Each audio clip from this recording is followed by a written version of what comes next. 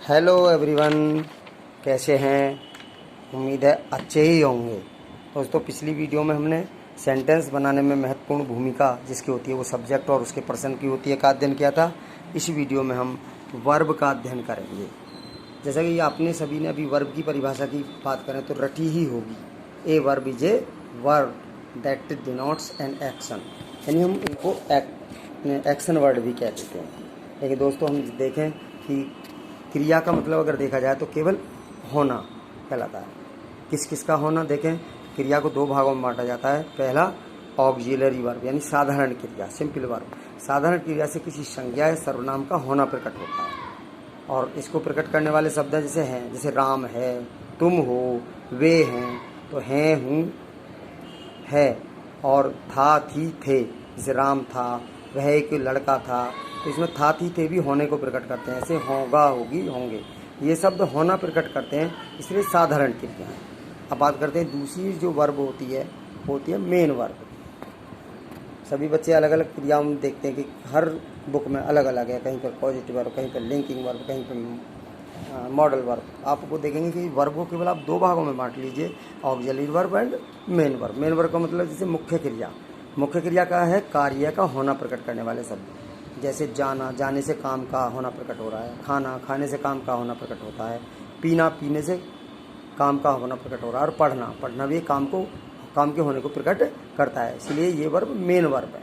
तो दो वर्ब को हम दो भागों में बांट सकते हैं, ऑक्सिलरी वर्ब साधारण क्रिया और मेन वर्ब। अब बात करते हैं हम ऑक्सिलरी वर्ब को। ऑक्सिलरी वर्ब आपके दो पार्ट्स में डिवाइड हो जाती है, जैसे लिंकिंग ऑक्सिलरी वर्ब और helping auxiliary verb. Helping auxiliary verb यानी लिंकिंग को हम कहते हैं संयोजक और हेल्पिंग को हम कहते हैं सहायक।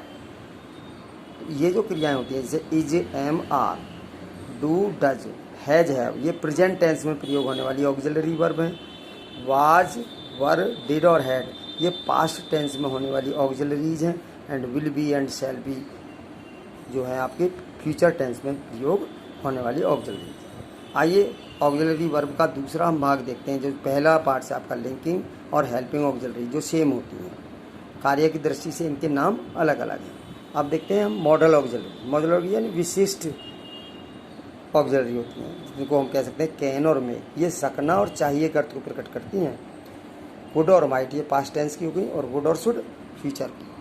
तो आपने देखा कि ऑक्सिलरी का ये आपका पूरा का पूरा परिवार आपने पढ़ लिया, इसको आप माइंड में रखें।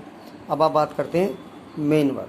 मेन वर्ब को हम दो भागों में बांटते हैं, जैसे ट्रांजिटिव और इनट्रांजिटिव। सकर्मक, सकर्मक का नाम से ही आपको पता चल रहा है ट्रांजिटिव का। स माने साथ, कर्मक माने कर्म के, यानी जब वाक्य में जो मेन वर्ब अपने कर्म के साथ में प्रयोग होगी तो वो सकर्मक होगी।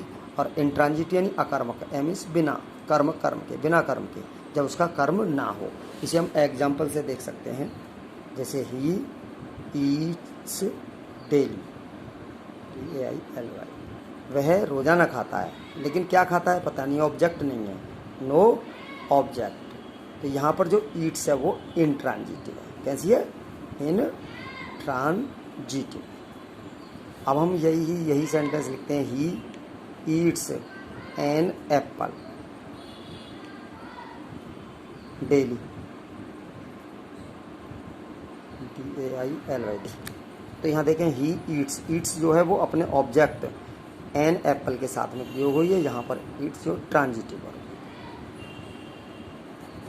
अब बात करते हैं यहाँ पर इज, एम, आर, ये आपकी लिंकिंग ऑक्सिलरी वर्ब भी है और हेल्पिंग ऑक्सिलरी वर्ब भी है। देखें जैसे ही इज ए प्लेयर, ये सेंटेंस है, तो इज जो है वो ए प्लेयर को ही से लिंक करने का काम कर रही है। तो यहाँ पर जो इज है वो लिंकिंग ऑक्सिलरी वर्ब है।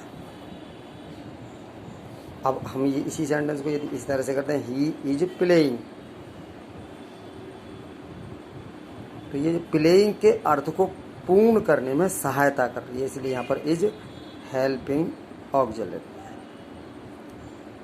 शॉर्ट में हम लिख सकते हैं HAV, हेल्पिंग ऑक्सिलरी वर्ब। पहचान गए होंगे कि अगर रूप देखें तो इज यहाँ पर है और इज यहाँ पर है, लेकिन यहाँ पर कार्य है इन दोनों को लिंक कर रही है, नाउन और प्रोनाउन को। और यहाँ पर देखा जाए तो प्रोनाउन के वर्ब को पूर्ण करने में मदद कर रही है, इसलिए यहाँ पर इज हेल्पिंग ऑब्जेक्ट। और जैसा कि मैंने बताया था, विशिष्ट क्रिया आपकी चाहिए और सकना के अर्थ को प्रकट करते हैं। जैसे मुझे पढ़ना चाहिए, तुम पढ़ सकते हो, यू कैन रीड, तुम पढ़ सकते हो। तो ये सकना और चाहिए का अर्थ प्रकट करती है, विशिष्ट क्रिया होती है। ट्रांजिटिव भी और इंट्रांजिटिव समझ में आ गया होगा। अब ट्रांजिटिव और इंट्रांजिटिव की फॉर्म की बात करें तो इनकी फॉर्म होती है 5। जैसे फर्स्ट फॉर्म को हम बेस फॉर्म भी कहते हैं। कौन सी फॉर्म कहते हैं? बेस फॉर्म या present form. Second form past form होती है। थर्ड फॉर्म पास्ट पार्टिसिपल होता है और फोर्थ फॉर्म प्रेजेंट पार्टिसिपल कहलाती है। और ये SEIS फॉर्म, इसको हम सिंगुलर फॉर्म भी कहते हैं। मेनली हम 3 फॉर्म को याद करते हैं, फोर्थ और फिफ्थ फॉर्म में। फोर्थ में ING जोड़ करके यानी फर्स्ट फॉर्म से ही बना लेते हैं, और सेकंड में SEIS जोड़ करके 5वीं फॉर्म बना लेते हैं। जैसे अभी देखें हम गो है तो SEIS जोड़ने का भी नियम देख लीजिए। ING तो आपने देखा ही होगा। SEIS कब जोड़ते हैं? जब क्रिया का अंतिम अक्षर O हो, CH हो, X हो, S हो, तो हम क्या जोड़ देते हैं? ES जोड़ते हैं। जैसे गो है, गो में अंतिम अक्षर O है तो ES जुड़ेगा, इसीलिए इसकी फॉर्म होती है गोज। लेकिन अगर ये नहीं है तो हम S जोड़ते हैं। जैसे EAT, अंतिम अक्षर T है, इनमें से नहीं है तो हम इसमें क्या जोड़ेंगे? केवल S, तो क्या हो जाएगा? EATS। इस तरह से हम 5 फॉर्म को। तो डियर स्टूडेंट्स, ये जो वर्ब की सारी अवस्थाएं हैं आपको वाक्य में प्रयोग आएंगी। अब इसका थोड़ा सा और आप देखिए किस तरीके से हम वाक्य में प्रयोग करते हैं इनका। जैसे सबसे पहला आता है सब्जेक्ट। सब्जेक्ट आपने पढ़ लिया, पर्सन और सिंगुलर नंबर या प्लूरल नंबर से आएगा। पर्सन फर्स्ट, सेकंड और थर्ड, इनमें से ही कोई एक होगा। इसी के अकॉर्डिंग आपकी आगे आएगी ऑक्सिलरी वर्ब। अब ऑक्सिलरी वर्ब कोई सी भी हो सकती है वो। इसके बाद में हम प्रयोग करते हैं मेन वर्ब, और मेन वर्ब के बाद प्रयोग करते हैं हम ऑब्जेक्ट, और ऑब्जेक्ट के बाद में अन्य शब्दों को लिख करके फुल स्टॉप लगा लेते हैं। ये आपका पॉजिटिव वाक्य का क्रम होता है अंग्रेजी लिखने का। लेकिन इनको हम वर्ब का ही सही प्रयोग कर पाएँ, क्योंकि सब्जेक्ट की तो केवल आप इंग्लिश लिखोगे, ऑब्जेक्ट की भी आप इंग्लिश लिखोगे, अन्य शब्दों की भी इंग्लिश लिखोगे, तो हो सकता है इनकी इंग्लिश तो याद होगी, लेकिन इनकी फॉर्म कौन सी आएगी उसके लिए हमें सब्जेक्ट के पर्सन और नंबर का गहन अध्ययन करना है, और वर्ब की जो फॉर्म आपको बताई गई थी इस फॉर्म को भी आप अच्छे ढंग से अध्ययन कर लें। तो वीडियो आपको अच्छा लगा होगा, और इसे और ढंग से पढ़ने के लिए, और ढंग से सीखने के लिए इसी वीडियो को बार बार देखें, बार बार समझें। कोई चीज़ समझ ना आई हो तो उसे कमेंट अवश्य करें, ताकि आपको नेक्स्ट वीडियो में और अच्छे ढंग से इसको समझाया जा सके।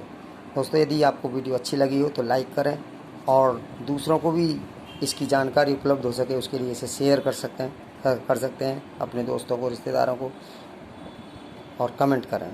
Thank you very much. जय हिंद दोस्तों।